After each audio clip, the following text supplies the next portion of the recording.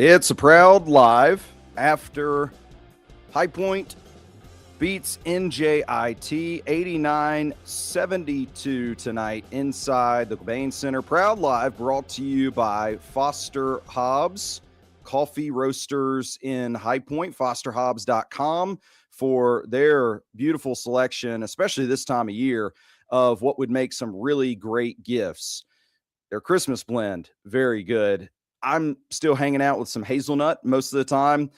Drink it iced every single day, and it's fantastic stuff. So like I said, give them a visit, fosterhobbs.com. Plus, go and see Mike and Pam at their roastery in High Point off Johnson Street. Tonight, as I mentioned, High Point wins 89-72, bouncing back after what was a difficult loss just a couple of nights ago. And I think that is the main takeaway, honestly, is to just not repeat. The crowd was a little bit better tonight, although I gave it a lot of hard time for the student section in a most recent Proud Panthers podcast. I still feel as if that we need to do our part as much as possible as fans, and I'll forever feel that way because I know how important it is in college basketball to really carry a team that way sometimes. And that's the beauty of having a home court advantage. But what I wanted to mention right off the top from that is that Coach Klayman, after the game, his first comments with the portion of media time that the High Point Panthers athletic department will, I'm sure, post, he was very complimentary of having the fans there tonight, including the students, because after they're coming off of a loss, he realized the weather today was not the best out, although it really wasn't that bad like a lot of local news would have you think it would be. He gave compliments to the students and to the fans and appreciated them showing out tonight in the way that they did. I also think, though, that this game wasn't the most pretty of contests, just to be fair. Why I mention that right now after talking about the fans and trying to do our part to really pep the team up, give them emotional support and energy, is to say that tonight at times it would be hard to really get into that rhythm. I felt like the team, while still winning by 17 points. So, I'm not here complaining. I'm just saying there were stretches of the game that you could argue and say it wasn't a pretty win, but it was, again, putting a ribbon, I feel like, on this session of the season. And I talked with Coach Klayman after the game. He shared words with me that I should already mention. You'll have to wait to hear. But he just said a good way of looking at it is this is kind of the first section of the season now coming to a close. These guys have finals week, I should say, coming up here this coming week, Monday through Friday. They'll be taking exams and doing all that kind of stuff in the midst of practicing and getting set for App State. So he felt like for what we have, this first closure of the season, 8-2 being the record, all of our 8 wins have been by double-digit points. It's a good chance to reevaluate, of course, and get to the film and do some of that, he acknowledged, but you can't complain too much just given those circumstances. Now, I will also tease that I asked Coach Klayman about the way the defense has been playing the past 2 games, feeling as if there have been a lot of three-point shots attempted by both foes, Southern Illinois, and then again tonight against NJIT. Both teams really tried their hardest to make use of the three-point shots, and we talked a lot about how the Salukis were terrible in that category coming into that game, and then they actually made us pay with some very out of their ordinary impressive shooting. And so he'll have answers on that as well. And I say all of these teases because I'm up against a big day for Proud Sports for myself tomorrow morning. We are going to have our very own radio program within the Triad. It's something you can also listen to if you're from out of the area online, and we'll have podcasts of it. And we'll continue to build that out, just like we have done other things with this podcast, the Proud Panthers podcast, I should say, and the website over at prowledsports.com. But on that radio show, I want to highlight High Point basketball, and I want to share my fanhood with the rest of the Triad area and any of those that do listen online. And part of that is to play our interview time with Coach Klayman that he was kind enough to share with us tonight. So if you are intrigued and want to hear those words, they will be coming up at a later time on the Proud Panthers podcast. That would be on Monday. So if you really want the real skinny of what he said and the preview ahead of what that podcast will have a portion of, then I would encourage you to listen to Waking Up Proud. That's with me again in the morning, 9 to 11 on WSJS. And you can find that on WSJS.com, plus 4 other FM signals throughout the High Point, Greensboro, and Winston areas. So I really hope you'll join me there. It'll be a great show. Part of it is about High Point basketball, but we'll get into other topics as well, and we'll be taking calls and all that fun stuff. So it'll be exciting.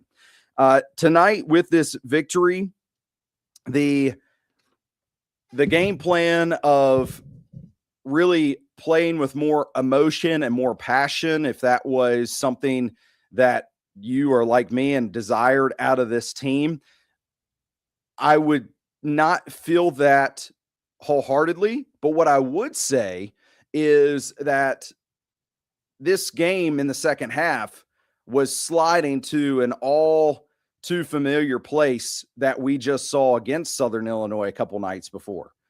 In the second half, the lead that we had got whittled down some to, I believe the smallest that it got was around 9 points.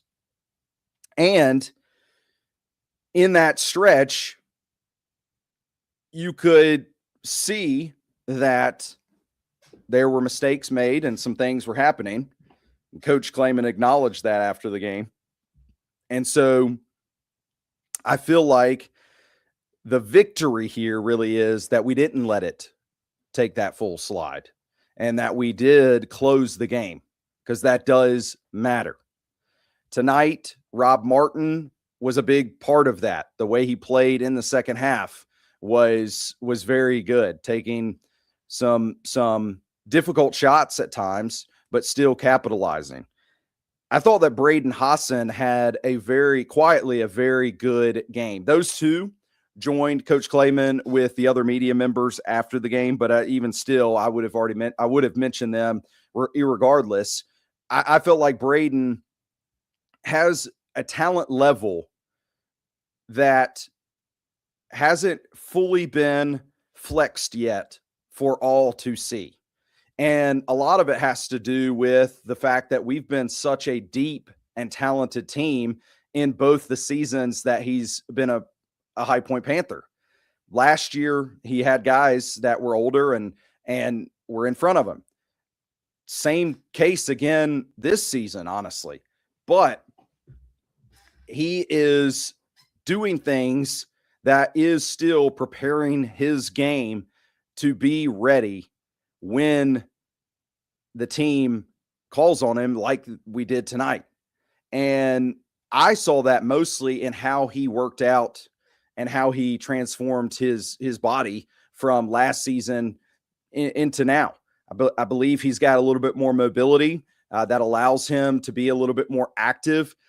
But the activity and the mobility, those aren't things that honestly catch me as impressed and as a fan of his game.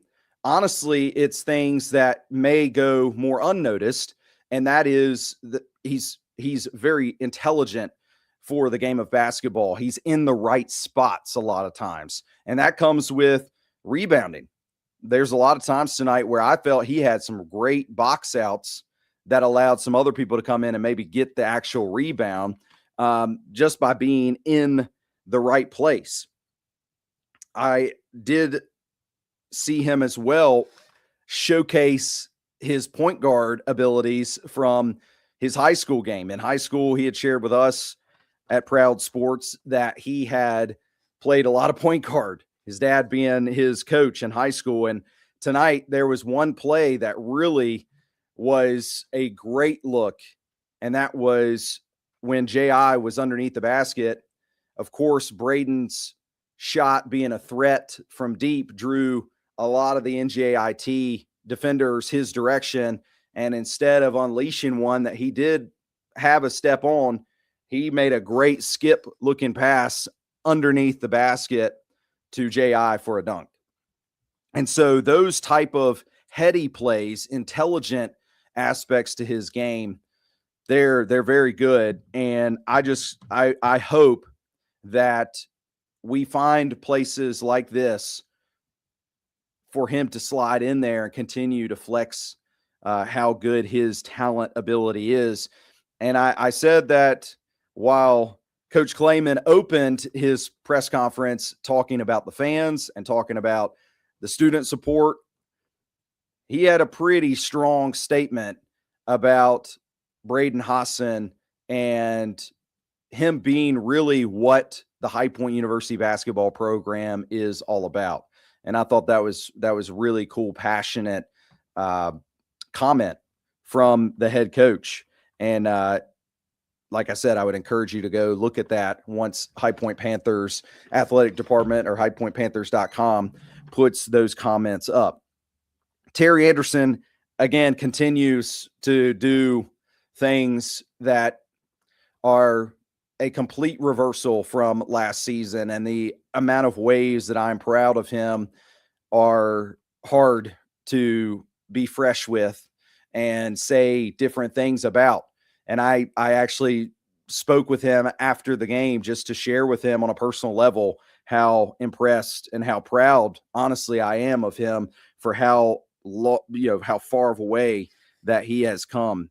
But like I said, this game tonight for me was never about the opponent necessarily. It was never about even what the point margin ended up being at the end of the game. I know it was higher than this. I know towards the end of the game that we're trying to close it out. And sometimes that can get, for a fan, that can get a little frustrating. I'll give you a quick little take on that.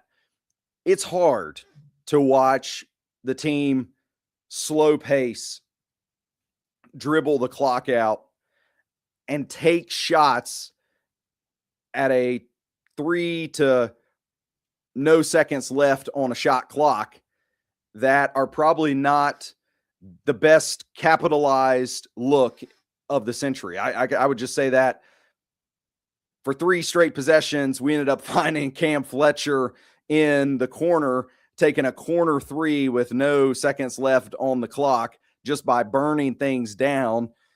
And I don't think he made any of those that I recall. And that can be frustrating as a fan. We're looking at this and we're saying, well, we are up by 20 some points. You know, what's happening here? We're dribbling the ball out instead of just keeping the flow going and continuing to just go boom, boom, boom, boom, boom. Another aspect to it, and this speaks to the intelligence that is on that staff over there. We came out of the under 4 timeout with a press. Why are we pressing this late in the game? And it wasn't really a press. It was more of a pressure, full court pressure, because that slowed NJIT's time bringing the ball up the floor. It made them take additional minutes and seconds off of the clock. So all those things are us just closing out a game that is a win in the win column. And everybody likes it to be flashy. Everybody wants it to be just a dominant win. And like I had opened by saying, I don't think this win tonight was necessarily pretty or glamorous to begin with. But those things helped us close it out. So that to me was more important, just like turning the page is more important off of what we had earlier this week.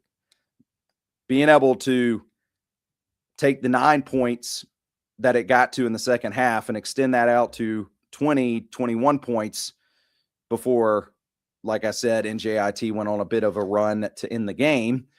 That was something good to see based off of what we had seen just a couple of nights before. So you have to take those things and you have to say, okay, that's what we're looking for, not necessarily, okay, how it really got there. But this is again, also, mind you, coming just 2 games from when we last played, and that's not an easy thing. But I know Coach Clayman did that, or I think he probably put that on our schedule that way, because that will be what we see once we get into some Big South Conference play with some of the new scheduling and new games being on Thursdays as opposed to just Wednesday and Saturday as it has been in prior seasons. Tonight, like I said, High Point does get the win, 89-72.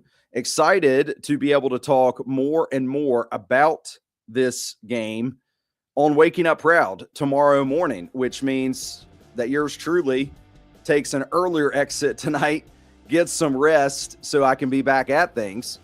But like I said, tons for you to be a part of in the next coming days. If you have questions, if you have thoughts, I'd love to hear them on Waking Up Proud, but I would also say you can email them anytime to Steven@ProwledSports.com, and we'll talk about them on the podcast, Proud Panthers Podcast.